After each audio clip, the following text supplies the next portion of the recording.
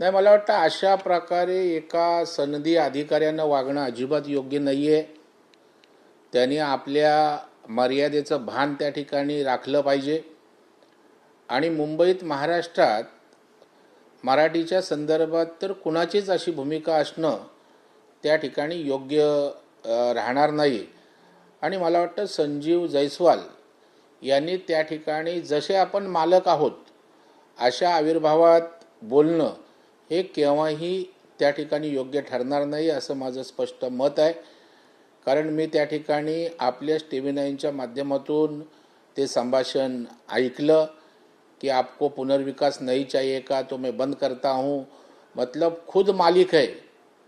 इसी तरह का बर्ताव मुझे लगता है संघीय अधिकारी के लिए किसको भी उचित है ऐसा मुझे लगता नहीं. उन्होंने वहाँ के रहवासियों की माफ़ी मांगनी चाहिए. आपण जर बघितलं, राज्यसभेचे खासदार संतोष कुमार यांनी केंद्रीय निवडणूक आयोगाला पत्र लिहिलं आहे. पंतप्रधान नरेंद्र मोदी यांच्या काल रात्री झालेल्या भाषणावर आचारसंहितेचा भंगाचा आरोप केला आहे. नाही, मला वाटतं की या ठिकाणी पंतप्रधान नरेंद्र मोदी साहेबांनी देशवासियांच्या भावना त्या ठिकाणी व्यक्त केलेल्या आहेत. महिलांच्या संदर्भात काँग्रेसचं आणि विरोधी पक्षाचं पुतना मावशीचं प्रेम आहे हे त्यांनी अधोरेखित केलं. आणि त्या ठिकाणी व्यथित भावना त्यांची होती की महिलांना आरक्षण द्यायचं होतं, परंतु विरोधकांनी खोडा घातला. आता तुमच्या निवडणुकांपेक्षा महिला भगिनींचा सन्मान हा महत्त्वाचा आहे. ज्यांचं आयुष्य केवळ निवडणुकीभोवती फिरतं राहिलं ते अशाच पद्धतीनं वागणार. काँग्रेसचे नेते विजय वडेट्टीवार यांनी नवनीत राणा ही पोचलेली विषवल्ली आहे असं म्हटलं आहे. जातवाद वाढवण्यासाठी तिला पोचलेला आहे. मला वाटतं महिलांचा सन्मान करण्याची आपली महाराष्ट्राची राजकीय संस्कृती परंपरा आहे. परंतु विजय वडेट्टीवार हे ज्या पक्षात आहेत किंवा त्यांचा आपण जर आविर्भाव राजकीय पाहिला तर यापेक्षा वेगळी त्यांच्याकडून अपेक्षा नाही. परंतु हे अतिशय निंदनीय आहे.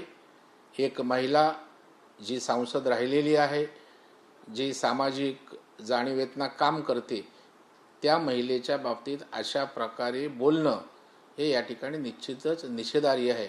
मी त्या वक्तव्याचा निषेध करतो. पण ते पुढे असं देखील म्हणतात ते भाजप पुरस्कृत बोंडू बाबा तयार करत आहे.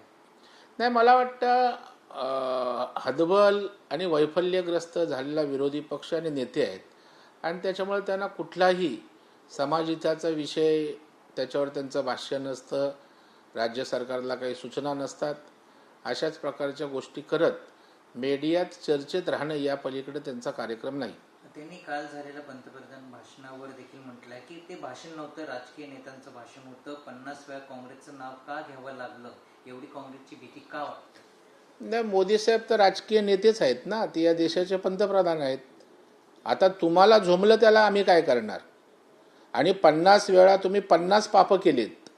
काँग्रेसने आतापर्यंत महिलाच्या उत्कर्षाच्या गोष्टी केल्या, परंतु आता ज्या वेळेला महिलांना द्यायची वेळ आली त्यावेळेला आपण पळ काढताय. 50 काय 100 वेळा तुमचा पर्दाफाश केला पाहिजे. आणि त्यामुळे मोदी साहेबांनी देशवासियांच्या भावना, माझ्या महिला भगिनींचा सन्मान त्यांच्या भाषणातनं झालेला आहे. आणि हे आता यांचं पितळ उघडं झालंय म्हणून वैफल्यग्रस्त भावनेतनं काँग्रेसचे नेते बोलत आहेत. त्याच वडेट्टीवारांचं सुरू आहे. ठाकरे गटाचे नेते आणि खासदार संजय राऊत देखील म्हणतात की मोदींच्या नसानसात काँग्रेस आहे. काल त्यांनी 86 वेळा काँग्रेसचं नाव घेतलं. नाही, मला वाटतं नसानसात काँग्रेस नाही. काँग्रेसची पापं काढण्यासाठी काँग्रेसचा जो काही काँग्रेसची जी काय भूमिका आहे त्याच्या विरोधात नसानसात नक्कीच आहे. कारण काँग्रेस ज्या पद्धतीनं पुतणा मावशीचं प्रेम असल्यासारखं वागतं, बोलणार एक, वागणार वेगळे. एका बाजूला सांगतात महिलांना आरक्षण मिळालं पाहिजे, आम्ही कुठे विरोध करतोय, आणि ज्या वेळेला महिलांच्या आरक्षणाचा विषय आला त्यावेळेला साऱ्या ताकदीनं आपण विरोध करता. याचा अर्थ त्या ठिकाणी तुमची भूमिका स्पष्ट होते. आणि त्याच्यामुळं मोदी साहेबांना काँग्रेसचा द्वेष एवढ्यासाठी आहे की त्यांना बेरोजगार असो, शेतकरी असो, कामगार असो आणि आता महिला यांच्या विरोधात जे त्यांच्या नसानसात भरलंय ते मोदी साहेबांच्या नसानसात त्या ठिकाणी त्याच्या बाबतीत चीड आहे, असंतोष आहे, तो व्यक्त होताना दिसतो.